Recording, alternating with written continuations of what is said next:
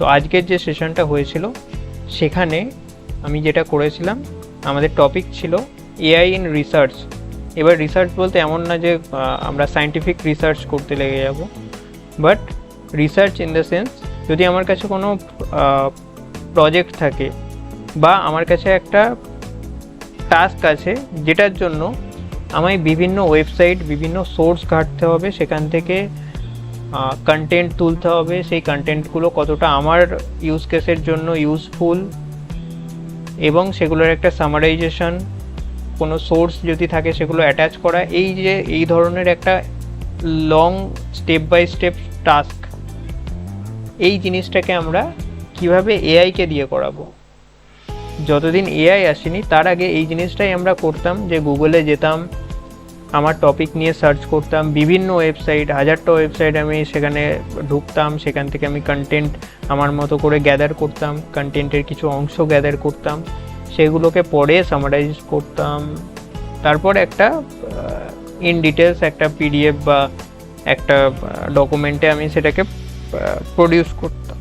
এইটা ছিল আমার basic step by step process. এবার এটার প্রবলেম একটাই, যেটা খুবই টাইম টেকিং প্রসেস।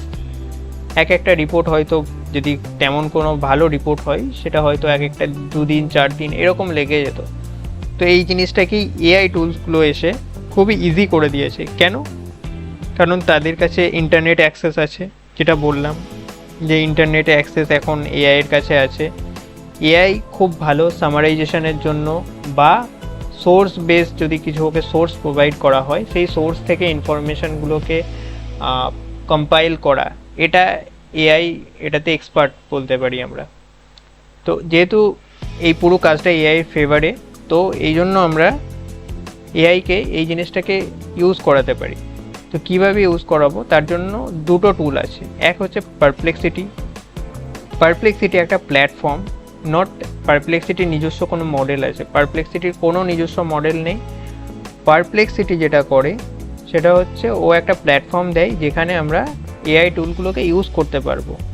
পারপ্লেক্সিটি শুধু কি করবে, আমার কোয়ারি নেবে, আমার কোয়ারি রিলেটেড ইন্টারনেটে সার্চ করবে, যা যা সোর্স পাবে ইন্টারনেট থেকে, লেটেস্ট যা যা সোর্স পাবে সেগুলো এআইকে দেবে এবং এআইকে দিয়ে কম্পাইল করাবে। এবং পারপ্লেক্সিটি যে অ্যান্সার প্রোভাইড করে, মোস্টলি ও ট্রাই করে যে অ্যান্সারগুলোতে যেন সোর্স অ্যাটাচ থাকে। তো আমি একটা টপিক নিয়েছি, যেটা হচ্ছে আমাদের একটা রিসার্চ করতে হবে। আমি খুব একটা সিম্পল টপিক নিয়েছি, খুব ইন ডিটেলসের কোনো টপিক নিইনি। এখানে একটা টপিক আমি নিয়েছি, research how AI is changing accounting and book keeping in India. তার মধ্যে আমি কিছু পয়েন্ট লিখেছি যেগুলো ইনক্লুড থাকা দরকার এই রিসার্চের মধ্যে।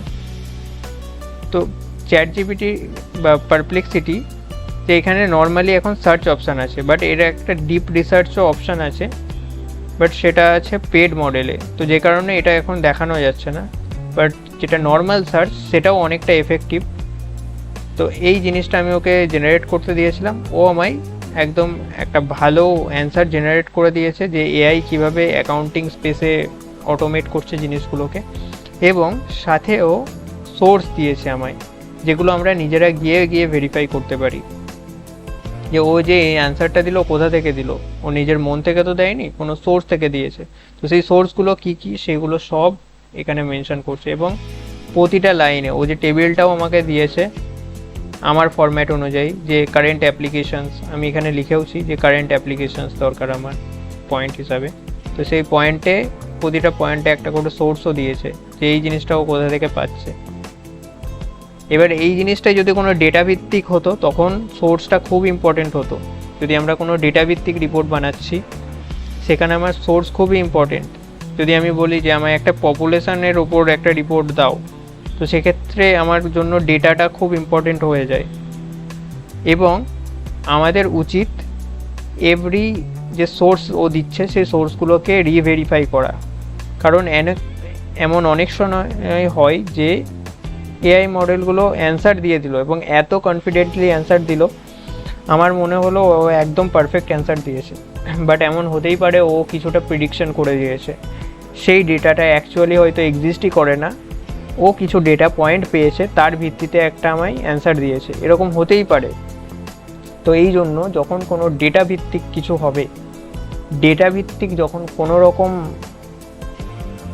আমাদের কাছে রিপোর্ট বা আমরা ওকে রিসার্চ করতে দেব, তখন অবশ্যই আমাদের উচিত এভরি সোর্স যেগুলো মেনশন করেছে সেগুলোতে গিয়ে ভেরিফাই করা। ও অলরেডি আমার কাজ অনেক ইজি করে দিচ্ছে, তো আমার কোনো প্রবলেম থাকারই কথা নয় যে সোর্সগুলোকে আমায় নিয়ে গিয়ে ভেরিফাই করতে, কারণ ও অলরেডি আমার অনেকটা টাইমের কাজ খুব অল্প সময়ে করে দিয়েছে। আমায় শুধু প্রতিটা সোর্সে গিয়ে একবার করে ভেরিফাই করতে হবে যাতে রিপোর্টের অথেন্টিসিটিটা বজায় থাকে। তো এই সেম প্রম্পট যেটা চ্যাট আমাকে পারপ্লেক্সিটি দিয়েছে, এই সেম প্রম্পট আমি দিয়েছিলাম চ্যাট জিপিটিকে। তো চ্যাট জিপিটি কিন্তু আমায় অতটা ভালো অ্যান্সার দিতে পারেনি যতটা আমায় পারপ্লেক্সিটি দিয়েছে। আমি সেম প্রম্পটটা চ্যাট জিপিটিতে দিয়েছিলাম, তো আমায় একটা মোটামুটি একটা সামারাইজেশন দিয়েছে এবং ছোটোখাটো কিছু পয়েন্টস দিয়েছে, নট ইন ডিটেলস বা ওই রকম সোর্স বেস অ্যান্সার দিতে পারিনি। তো এইটাই হচ্ছে পার্থক্য চ্যাট জিপিটি আর পারপ্লেক্সিটির মধ্যে। পারপ্লেক্সিটি অনেকটা সোর্স বেস অ্যান্সারগুলো আমায় প্রোভাইড করে, চ্যাট জিপিটি হচ্ছে বেটার ফর কন্টেন্ট রাইটিং বা কন্টেন্ট রিলেটেড যেসব জিনিস যেখানে আমার কন্টেন্ট দরকার, নাকি সোর্স ভিত্তিক বেশি কন্টেন্ট আমার দরকার, সেখানে চ্যাট জিপিটি ভালো। যেমন আমার এই যে টপিকটা ছিল এটা মেনলি কন্টেন্ট ভিত্তিকই ছিল, তো সেই অনুযায়ী আমি অ্যান্সারটা দেওয়ার চেষ্টা করেছে। বাট এটাই যদি আমার একদম ডেটা ভিত্তিক কোনো টপিক হতো, সেক্ষেত্রে আমার জন্য পারপ্লেক্সিটি ভালো অ্যান্সার দিত। এইবার চ্যাট জিপিটির মধ্যে একটা অপশান আছে যেটা আমি পারপ্লেক্সিটিতে দেখানোর চেষ্টা করলাম, কারণ ওরা পেড মডেল, তো ওটা তো দেখানো পসিবল না। বাট এই সেম টাইপের একটা জিনিস ডিপ রিসার্চ, এই জিনিসটা চ্যাট জিপিটি প্রোভাইড করে free of cost but with some limit. তো আমি ওকে এই একটা প্রম্পট দিয়েছিলাম যে একটা বিগিনার লেভেলের কোর্স চাই 10 to 12 ক্লাসের জন্য, স্টুডেন্টসদের জন্য। তো সেখানে এই পয়েন্টসগুলো থাকবে, আগের মতনই একটা প্রম্পট, বাট ডিফারেন্স কি এখানে আমি ওকে ডিপ রিসার্চটা ইনেবল করিয়েছি। তো যখন এই জিনিসটা হচ্ছিল, ও মোটামুটি এখানেও দেখতে পাচ্ছেন 7 মিনিট টাইম লেগেছে। যখন লাইভে ছিল তখন আমিও দেখিয়েছিলাম, অনেকক্ষণ টাইম নিয়েছে এটা।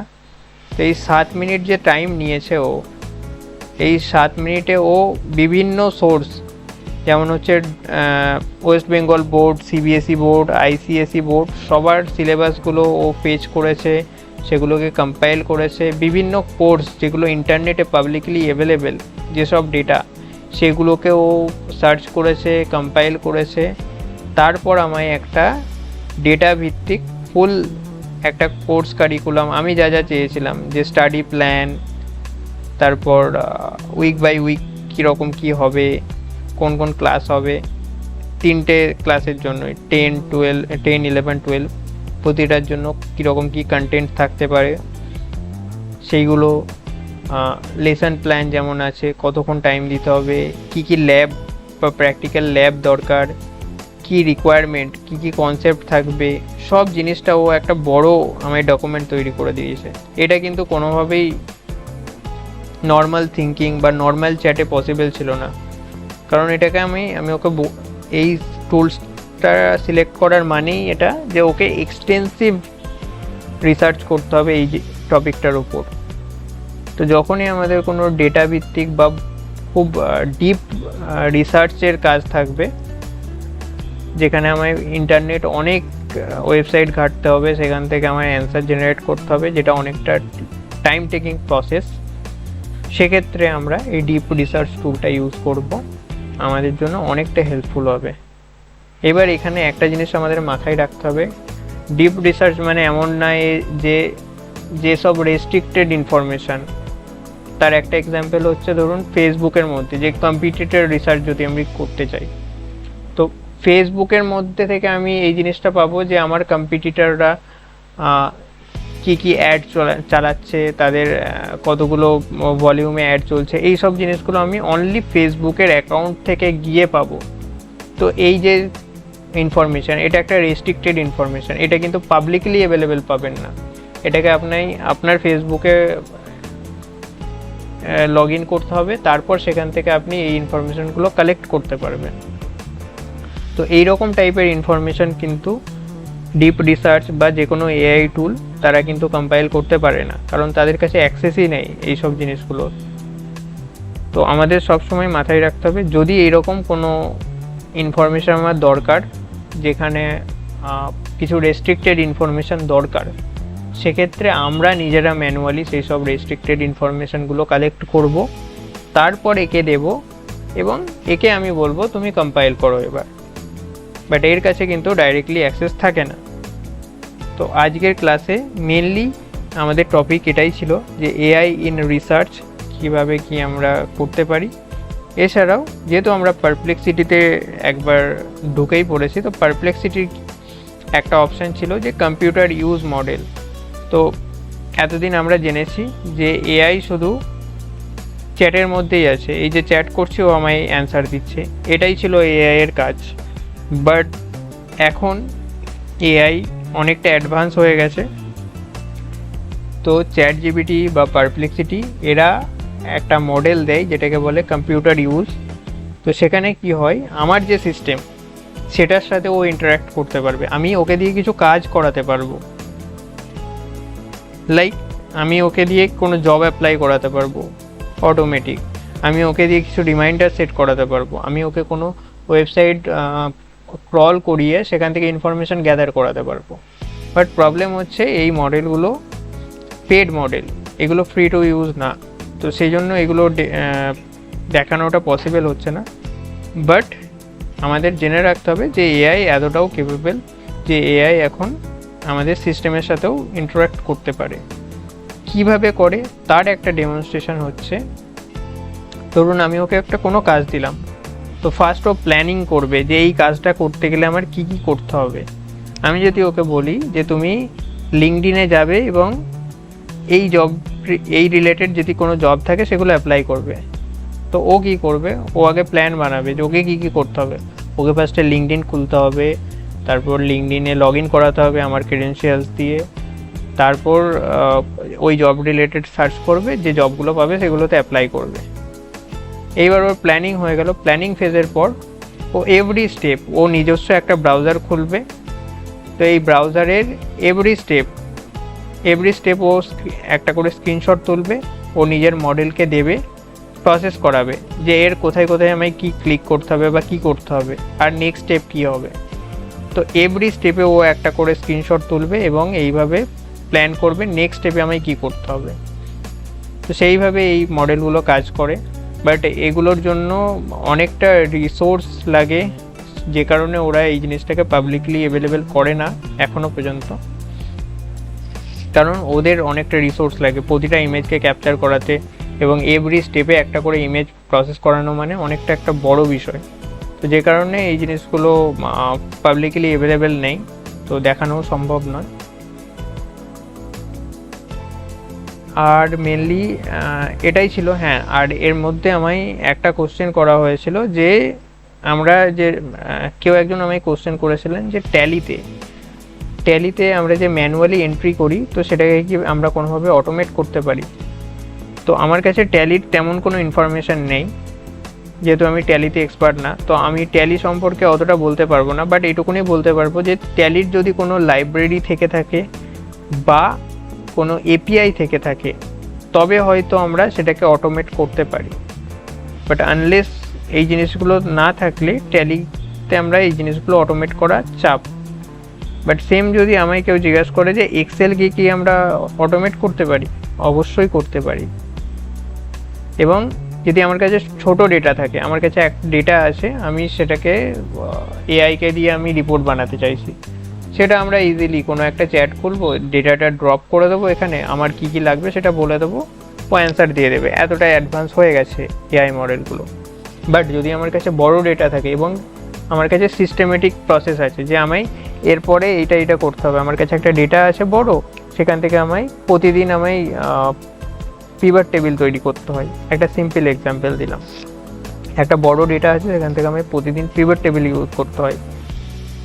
তো এই জিনিসটাকে আমি কিভাবে অটোমেট করব, সেই জন্য আমরা পাইথন অ্যান্ড পান্ডাস যে লাইব্রেরি আছে সেটাকে আমরা ইউজ করতে পারি। তো এর মাধ্যমে আমরা কি করব, কিছু কোড লিখবো পাইথনের। তো সেখানে আমরা ডিফাইন করব যে এই এক্সেল ফাইলটাকে তুমি রিড করবে এবং এখান থেকে তুমি ডেটাগুলোকে ক্যাপচার করে একটা পিভট টেবিল বানাবে এবং একটা এক্সেল ফাইল জেনারেট করবে। এটা হবে প্রসেস। তো সেইগুলো আমরা পাইথনের মাধ্যমে করতে পারি অটোমেশনটা। আর এটা অ্যাকচুয়ালি ডেটা অ্যানালিস্ট যারা হয় তারা এই কাজগুলোতে হেল্প করে, তারা এই রিপোর্টগুলোকে অটোমেশন করে বা ডেটা ভিজুয়ালাইজেশন করে, যেগুলো পাওয়ার বিআই বা লুকার স্টুডিও এইসব দিয়ে ডেটা ভিজুয়ালাইজেশন হয়। তো এই ছিল একটা র্যাপ আপ আমাদের আজকের টপিকের। তো এটা আমি লিঙ্কের মাধ্যমে প্রোভাইড করে দিচ্ছি।